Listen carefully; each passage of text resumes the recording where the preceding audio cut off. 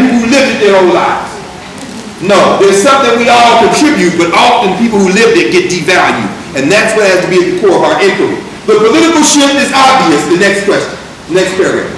Removing, or at worst diminishing, the elite class posture of the inquirers, the Negroes, in question, also infuses the inquiry with a different set of political commitments. One's more ostensibly in tune with the impulses identified by Michael Gomez and Robinson as resonating in larger valences of the African American community. In other words, what?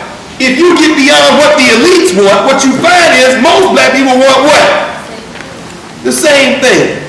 I want my family to be safe. I want to be able to have a house I own. I want to be able to move through the world. I want to be able to worship or believe whatever I believe. Now what do the elites want? I want all that, but I want that house. I want to be at that job. Man, dude, I don't have a house. You gonna help me? Sure. Work hard like I did. No. You got to remove that, because the only reason there is a black elite is because all those people took an L. Got bit by a dog, hit by a fire hose, and 3 people got in and then kept walking and said, oh, the rest of y'all. No! You got a choice. The 3 of y'all get shut out forever, or you come out that room and get the rest of them and turn away all of y'all from that room. That's how we have to think. So finally, if we're successful, if the response to previous attempts to assert self-determination, is what we're talking about, are any clue, and the thesis of this entire article supports the idea that they are, the response to technically astute scholarship in Africana studies will be virulent. It's going to be rejected. You Negroes are crazy.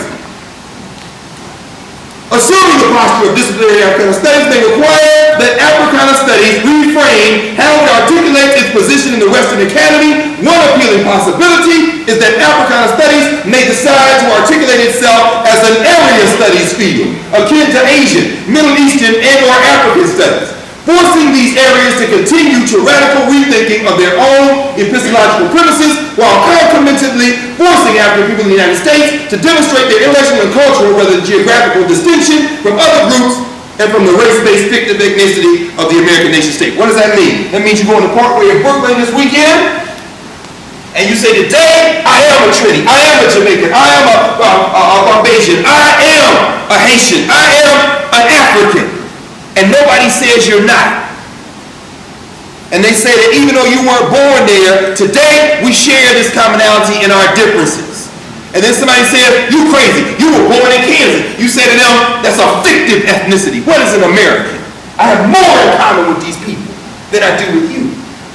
Now I'll coexist with you, we can build common cause, we can build all kind of beautiful things in this country. But the minute you try to step between me and this one, you declare war on us. Because we didn't ask to be here.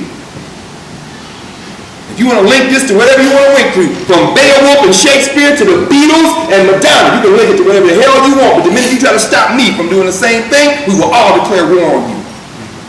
Now please, leave me alone to enjoy my veggie patty. But you got to think differently, because now, today, we are a group. We are a group wherever we are. We don't think alike, we don't act alike, but we see each other as connected. And that's what really is the fuel of the Black Radical tradition. On Tuesday, we'll start Black Marxism now with the four. We read Vincent Harding's opening. We're going to go through what Robin Kelly says about this book in the forward, and then we're going to keep going. And I'm going to, so y'all be safe this later day. And if you didn't get your syllabus, I'm still going to send stuff out to you. In fact,